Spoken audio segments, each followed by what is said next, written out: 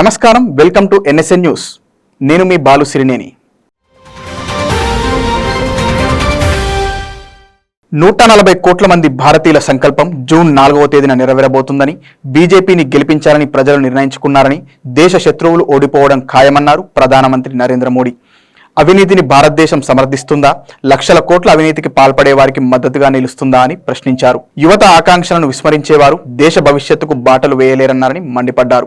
మహబూబ్ నగర్ లోక్సభ నియోజకవర్గం పరిధిలోని నారాయణపేట, హైదరాబాద్లోని ఎల్బీ స్టేడియంలో నిర్వహించిన బహిరంగ సభల్లో ప్రధాని మోడీ ప్రసంగించారు. తెలంగాణలో కాంగ్రెస్, బీఆర్ఎస్, ఎంఐఎంలు వద్దని బీజేపీని గెలిపించుకోవాలని ప్రజలు నిర్ణయించుకున్నారని తెలిపారు. దేశ ఉజ్వల భవిష్యత్తు పట్ల తెలంగాణ ప్రజల అంకిత భావం స్పష్టంగా తెలుస్తుందన్నారు ప్రధాని. హైదరాబాద్ నగరంలో ప్రతి సమస్యకు పరిష్కారం లభిస్తుందని, 10 ఏళ్ల క్రితం ఇక్కడ భారీ సభ జరిగిందని గుర్తు చేశారు. టికెట్ తీసుకొని మరీ ప్రజలు ఆ సభకు వచ్చారని తెలిపారు. ఆ సభ దేశాన్ని నిరాశ నుంచి ఆశల వైపు తీసుకెళ్లేందుకు బాట వేసిందని చెప్పారు. రాష్ట్రంలో ఎక్కడకు వెళ్లినా ఒక తేజస్సు కనబడుతోందని, దేశమంతటా ఉత్సాహం వెల్లువెత్తుతుందని చెప్పారు. జూన్ 4న ఏం జరుగుతుందో ఇప్పటికే స్పష్టంగా తెలిసిపోయిందన్నారు మోడీ. సిఏఏ చట్టం, యూనిఫామ్ సివిల్ కోడ్, ఓట్ జిహాదుల గురించి మాట్లాడేవాళ్లు, ఆర్టికల్ 370ను సమర్థించేవారు, ట్రిపుల్ తారాక్ను మద్దతు తెలిపేవారు, అవినీతిని సమర్థించేవారు, ఆత్మనిర్భర్ భారత్ అభియాన్ శత్రువులు ఓడిపోవడం ఖాయమని ధీమా వ్యక్తం చేశారు. మధ్యతరగతి ఆకాంక్షలను చిదిమివేసే రాజకీయ పార్టీలు దేశాన్ని బలోపేతం చేయవన్నారు. ప్రతి ప్రాజెక్టులోనూ ముందుగానే అవినీతికి ఎంత ఆస్కారం ఉందో తెలుసుకునేందుకు ప్రయత్నించే వారిని దేశ ప్రజలు ఎప్పటికీ సమర్థించరని చెప్పారు.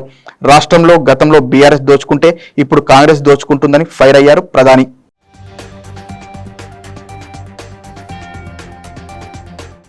कह रहा है कांग्रेस नक्को, बीआरएस नक्को, एमआईएम नक्को, बीजेपी कोई वोट देंगे, बीजेपी को जिताएंगे। साथियों, मैं तेलंगाना में जहां जहां गया हूं, एक अभूतपूर्व क्रांति मैं देख रहा हूं। तेलंगाना के परिणाम पूरे देश में उत्साह भरने वाले परिणाम आने वाले हैं। साथियों, 4 जून के नतीजे अब बिल्कुल स्पष्ट है। 4 जून को देश जीतेगा। कौन जीतेगा? कौन जीतेगा? 4 जून को 140 करोड़ भारतीयों का संकल्प जीतेगा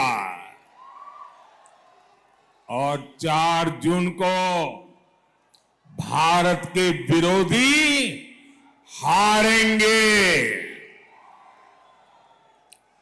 4 जून को आत्मनिर्भर भारत अभियान के विरोधी हारेंगे।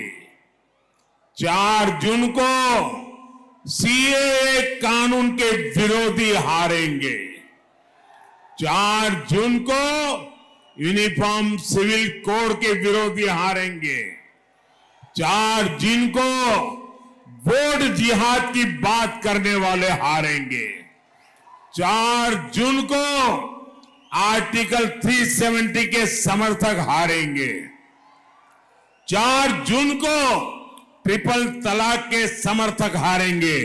4 जून को भ्रष्टाचार के समर्थक हारेंगे। 4 जून को तुष्टीकरण के समर्थक हारेंगे। साथियों, हैदराबाद सॉल्यूशन सिटी है। यहां हर प्रॉब्लम का सॉल्यूशन ढूंढा जाता है. ఆంధ్రప్రదేశ్లో మరో 2 రోజుల్లో ఎన్నికలు జరగనున్నాయి.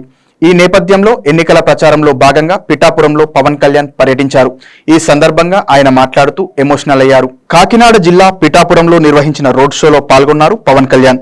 ఈ సందర్భంగా జనసేనాని మాట్లాడుతూ తాను ఒక తరం కోసం పనిచేస్తున్నానని, అలాగే మరో 2 తరాలకు దారి వేసేందుకు నిలబడి ఉన్నానని తెలిపారు. ప్రజల కోసం 25 సంవత్సరాలు కష్టపడతానని పార్టీ పెట్టినప్పుడే చెప్పానని పేర్కొన్నారు. తనకి 35 సంవత్సరాలు ఉన్నప్పుడు తాను రాజకీయాల్లోకి వచ్చినట్లు తెలిపారు. దీనితో తన బిడ్డల ఆలనా పాలన చూడలేకపోయానని ఆవేదన వ్యక్తం చేశారు. తనని ఓ ఇంటర్వ్యూలో మీ బిడ్డల భవిష్యత్ చూసుకున్నారా అని అడగగా తాను తెలియదని చెప్పినట్లు తెలిపారు. అలాగే తన తండ్రి తనకి ఆస్తిపాస్తులు ఇవ్వలేదని, కేవలం చదువుకోమని చెప్పారని, ధర్మం వైపు నిలబడమని చెప్పారని, తాను తన తండ్రి మాట ప్రకారమే నడుచుకున్నట్లు పేర్కొన్నారు. ధర్మో రక్షతి రక్షితః అనే సూత్రానికి కట్టుబడి దశాబ్దాలుగా ధర్మం వైపు నిలబడి ఉన్నానన్నారు పవన్. అయినా దెబ్బలు తిన్నాను, బూతులు తిన్నాను, చివరికి తన భార్యను కూడా తిట్టారని వాపోయారు. తన భార్య విదేశీయురాలని, ఈ దేశ రాజకీయం అర్థం కాదన్నారు. ఇంట్లో ఉండేవారిని ఎందుకు తిడుతున్నారని తన భార్య అడిగిందని తెలిపారు. ఆమె భయపడిందని, ఇబ్బంది పడిందని, దీనితో ఆమెను క్షమించమని అడిగాను అంటూ ఎమోషనల్ అయ్యారు.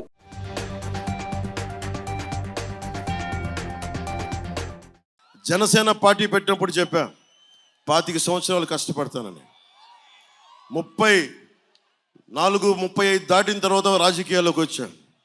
ఇంకా నా బిడ్డలు చిన్నోళ్ళు, నా బిడ్డలకి నేను చూసుకోలేదు.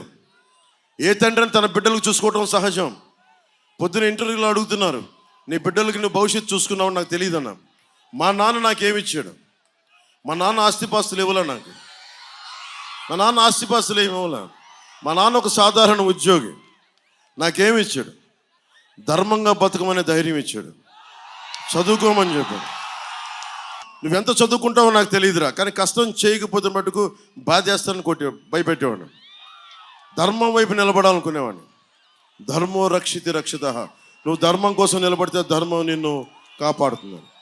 అలాంటి ధర్మం కోసం నిలబడి ఉన్న దశాబ్దాలుగా ధర్మం కోసమే చచ్చిపోయాను. దెబ్బలు తిన్నా, బూతులు తిన్నా, చివరికి నా భార్యను కూడా తిట్టారు. నా భార్య విదేశీయురాలు, ఈ దేశంది కాదు. తనను కూడా తిట్టారు. పాపం తనకు తెలియదు, ఈ రాజకీయాలు తెలియదు. నేను ఒకటే అడిగా, ఒక్కసారి భారతదేశపు రాజకీయం అర్థం కాదు, ఎందుకు ఇలా ఇంట్లో ఉండే వాళ్ళు తిడతారని అడిగింది. భయపడింది, ఇబ్బంది పడింది. నేను చెప్పాను, క్షమించమని అడిగాను. నా భార్య వీళ్ళందరూ తిట్టిన తిట్లకి ఏం చేయగలను, నీకు ఎందుకు ఇంత పిచ్చి అని అడిగింది. నేను అడిగాను, ప్రతి ఒక్కరు నా భార్యకు ఒకటే చెప్పాను, ఓకే నీ భర్త డబ్బులు సంపాదిస్తాడు, నా బిడ్డకి నేను ఇచ్చుకోగలను. కానీ చాలామంది బిడ్డలు ఏం కావాలో తెలియదు. చాలామంది బిడ్డలకి ధైర్యం కోల్పోయిన బిడ్డలు. అలాంటి తరానికి నేను నిలబడటానికి ఇది నా బలహీనతో తెలియదు, నా నుదిటి రాతో తెలియదు. భగవంతుడు నాకు ఇది ఇచ్చాడు. నన్ను నా భార్యని క్షమించమని అడిగాను. సో నా భార్యని ఒకటే అడిగాను, ఎలక్షన్ రోజున పిఠాపురం మే 13 నువ్వు రా, నీకు అర్థమవుతుంది నేను ఎందుకు నిలబడ్డాను. నా భార్యకి తెలియదు పాపం, భారతదేశం వస్తే ఇంత ఇబ్బంది పెడతారు, ఇంత బాధిస్తారని. నేను చెప్పాను, విదురు నీతి ఉంటుంది. ఒక గ్రామం కోసం, ఒక కుటుంబం కోసం ఒక వ్యక్తిని, ఒక గ్రామం కోసం ఒక కుటుంబాన్ని, ఒక రాజ్యం కోసం ఒక గ్రామాన్ని బలి చేయక తప్పదని. నేను ఒకటే చెప్పాను నా భార్యకి, 5 కోట్ల మంది ప్రజలకి మన కుటుంబం బలైతే పర్వాలేదు, దాన్ని ఒప్పుకుందాం. టాలీవుడ్ ప్రముఖ నటుడు రామ్ చరణ్ కాకినాడ జిల్లా పిఠాపురం వెళ్లారు. తన తల్లి సురేఖతో కలిసి పిఠాపురంలోని కుక్కుటేశ్వర స్వామి ఆలయాన్ని సందర్శించారు. తన బాబాయ్ జనసేన అధినేత పవన్ కళ్యాణ్ ఆ నియోజకవర్గం నుంచి ఎమ్మెల్యేగా పోటీ చేస్తున్న సంగతి తెలిసిందే. ఈ నేపథ్యంలో చరణ్ అక్కడికి వెళ్లనుండడం ప్రాధాన్యత సంతరించుకుంది. ఇప్పటికే సోషల్ మీడియా వేదికగా చరణ్ పవన్ కు మద్దతు తెలిపారు. తన తండ్రి చిరంజీవి జనసేనానికి సపోర్టుగా ఓ వీడియో విడుదల చేయగా చరణ్ దాన్ని పోస్ట్ చేస్తూ మీ భవిష్యత్తు కోసం పాటుపడే నాయకుడు పవన్ కళ్యాణ్ ని గెలిపించండి అని విజ్ఞప్తి చేశారు.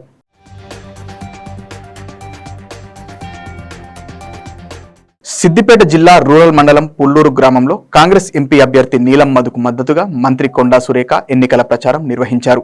గ్రామానికి వచ్చిన మంత్రి కొండాకు కాంగ్రెస్ నాయకులు, కార్యకర్తలు ఘనంగా స్వాగతం పలికారు. ఈ సందర్భంగా ఆమె మాట్లాడుతూ మెతుకు సీమపై కాంగ్రెస్ జెండాను ఎగరేద్దామని పిలుపునిచ్చారు. బీసీ బిడ్డకు అన్ని వర్గాల ప్రజలు అండగా నిలవాలని కోరారు. కాంగ్రెస్ తోనే రాష్ట్రాభివృద్ధి సాధ్యమని పేర్కొన్నారు మంత్రి.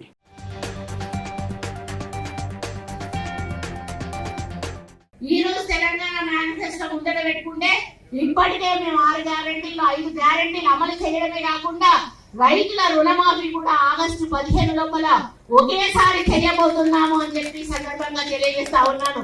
ఇక్కడ ఎమ్మెల్యే హరీష్ రావు అంటాడు, ఒకవేళ ఆ 15 లోపల రుణమాఫీ చేయకపోతే రేవంత్ రెడ్డి రాజీనామా చేయాలి, ఒకవేళ రుణమాఫీ చేస్తే నేను రాజీనామా చేస్తా అంటున్నాడు. ఈ పుల్లూరు సెంటర్ లో ఈ అంత వందలాది మంది వేలాది మంది మధ్యలో నేను హరీష్ రావుకు సవాలు విసురుతా ఉన్నాను. ఆగస్టు 15 లోపల రేవంత్ రెడ్డి 100% రుణమాఫీ చెయ్యబోతా ఉన్నాడు. నువ్వు రాజీనామా పత్రం పట్టుకొని సిద్ధంగా ఉండు అని చెప్పి తెలియజేస్తా ఉన్నాను. నువ్వు ప్రజలను భయపెట్టడం, ప్రజలను బెదిరియడం, ఈ నాయకులు భూ కబ్జాలు చేయడం, తప్పుడు కేసులు పెట్టియడం, ఇటువంటి కార్యక్రమాలే సిద్దిపేటలో జరిగినాయి. కానీ నిరుపేదలకు మాత్రం న్యాయం జరగలేదు అని చెప్పి ఈ సందర్భంగా నేను తెలియజేస్తా ఉన్నాను. మరి ఈ జిల్లాలో ఈ నియోజకవర్గంలో న్యాయం జరగాలి అంటే మన ఎమ్మెల్యే లేడు, హరికృష్ణ ఓడిపోయిండు. కానీ ఇక్కడ ఒక ఎమ్మెల్యే స్థానంలో ఉండాలి అంటే మనకు నీలమ్మదు ఎంపీ స్థానంలో ఉంటే మనకు ఎమ్మెల్యే లాగా ఇక్కడ పనిచేస్తాడు. కాబట్టి ఆయనను గెలిపించుకుంటే మనకు మంచి జరుగుతుంది, మంచి అభివృద్ధి జరుగుతుంది. ఎన్నికల వేళ తూర్పు గోదావరి జిల్లాలో భారీగా నోట్ల కట్టలు బయటపడ్డాయి. అనంతపల్లి వద్ద లారీ ఢీకొట్టడంతో టాటాఎస్ వాహనం బోల్తా పడింది. దీంతో తౌడు బస్తాల మధ్య 7 అట్టపెట్టెల్లో తరలిస్తున్న నోట్ల కట్టలు బయటపడ్డాయి. స్థానికుల సమాచారంతో పోలీసులు డబ్బును స్వాధీనం చేసుకున్నారు. ఎన్నికల ఫ్లయింగ్ స్క్వాడ్స్ నగదును లెక్కించే పనిలో పడ్డారు. కాగా టాటాఎస్ విజయవాడ నుంచి విశాఖ వైపు వెళ్తుండగా ఈ ఘటన జరిగింది.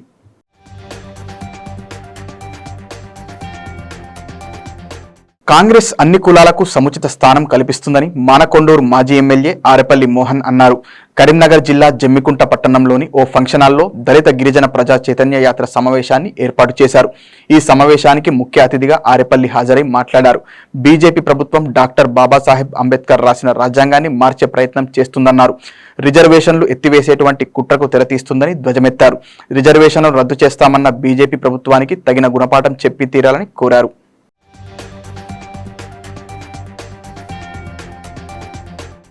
మరి తరలి వచ్చినటువంటి మీ అందరికీ కూడా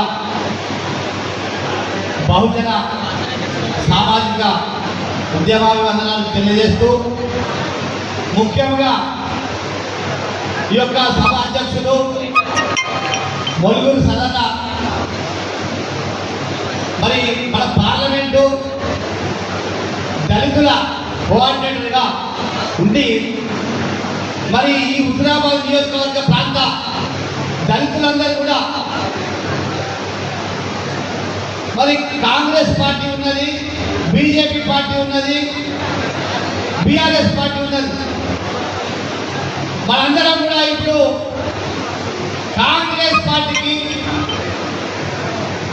పరిస్థితులు ఎలా ఉన్నాయి, కాంగ్రెస్ పార్టీకి ఓటేస్తే రాహుల్ గాంధీ ప్రధానమంత్రి అవుతాడు, బీజేపీ పార్టీకి ఓటేస్తే మోదీ ప్రధానమంత్రి అవుతాడు.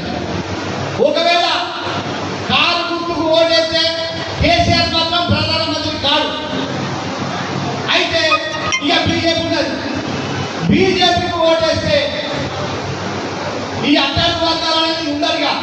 ఎందుకంటే మొన్న నెల రోజుల ఒక ఆయన అన్నాడు 400 సీట్లు కనుక బీజేపీకి ఇస్తే రాజ్యాంగాన్ని మారుస్తామని అన్నారు ఒక బీజేపీ నాయకుడు. 400 సీట్లు కనుక ఈ దేశంలో బీజేపీ సీట్లు వస్తే అంటే అంబేద్కర్ గారు రాసినటువంటి రాజ్యాంగాన్ని రూపంలో అర్థం అంటే మీకు దళితులకు ఉన్నటువంటి హక్కులను కాలరాస్తాం. కాబట్టి మనకు శరణ్యం ఒకటే, కాంగ్రెస్ పార్టీ, రాహుల్ గాంధీ ప్రధానమంత్రి కావాలి, మన దళితులందరూ ఐక్యంగా ఉండాలి, పోరాటం చేయాలి. మరి ఈ అవకాశం ఇచ్చినటువంటి మొలుగురు సదనకు, ఈ సభకు, సభ మీద ఉన్నటువంటి పెద్ద మనుషులకు, మరి పాత్రికేయులకు నా యొక్క జైలు తెలియజేస్తూ నేను పంపిస్తున్నాను. తమిళనాడులోని కృష్ణగిరి జిల్లా బోచంపల్లి సమీపంలోని మాటూరులో షాకింగ్ ఘటన జరిగింది. మోహన్ అనే వృద్ధుడు కిరాణా సామాన్లు కొనుగోలు చేసేందుకు ఇంటి నుంచి బయటకు వెళ్లాడు. రోడ్డుపై నడుచుకుంటూ వెళ్తుండగా ఓ ట్రాలీ ఆటో అదుపు తప్పి అతన్ని ఢీకొట్టింది. అనంతరం ట్రాలీ ఆటో డ్రైవర్ అక్కడి నుంచి పరారయ్యాడు. స్థానికులు అతడిని ఆసుపత్రికి తరలించడంతో ప్రాణాపాయం తప్పింది. ఈ వీడియో ప్రస్తుతం వైరల్ అవుతుంది.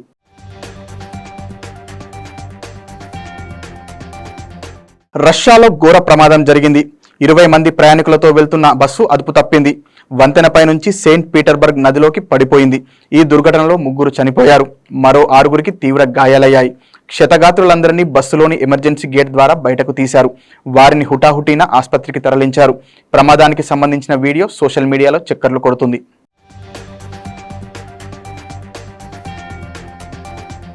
యూపీలోని కాస్గంజ్ జిల్లాలో దారుణం జరిగింది. ఓ మహిళా డాక్టర్ హోటల్ గదిలో అభ్యంతకర పరిస్థితుల్లో ఇద్దరు బాయ్ ఫ్రెండ్స్ తో సరదాగా గడిపింది. ఆ సమయంలో ఆమెను భర్త రెడ్ హ్యాండెడ్ గా పట్టుకున్నాడు. భార్యతో పాటు ఆమె బాయ్ ఫ్రెండ్స్ ను దారుణంగా కొట్టాడు. పోలీసులు అక్కడకు చేరుకొని మహిళా డాక్టర్ తో పాటు ఆమె బాయ్ ఫ్రెండ్స్ ను పోలీస్ స్టేషన్ కు తరలించారు. ఈ వీడియో నెట్టింట వైరల్ అవుతుంది.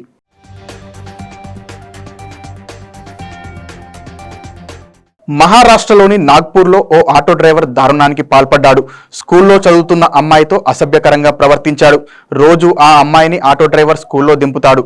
అయితే మార్గ మధ్యలో ఒంటరిగా ఉన్న ఆ అమ్మాయి పట్ల అసభ్యకరంగా ప్రవర్తించాడు. లైంగికంగా వేధించాడు. దీన్ని కొందరు వీడియో తీసి సోషల్ మీడియాలో పెట్టగా వైరల్ అయింది. ఆటో డ్రైవర్ను పోలీసులు అరెస్టు చేసి పోక్సో కేసు నమోదు చేశారు.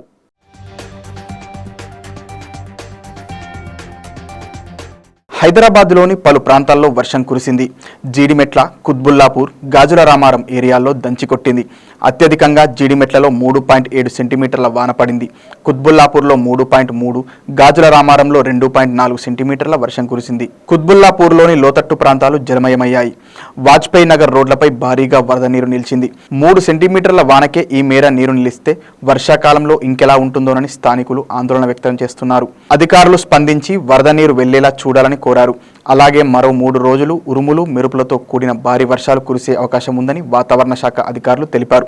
శనివారం సిటీలో వాతావరణం పొడిగా ఉంటుందని, ఆది మంగళవారాల్లో భారీ వర్షాలు పడొచ్చని అంచనా వేశారు. సోమవారం తేలికపాటి నుంచి మోస్తారు వర్షాలు పడొచ్చన్నారు.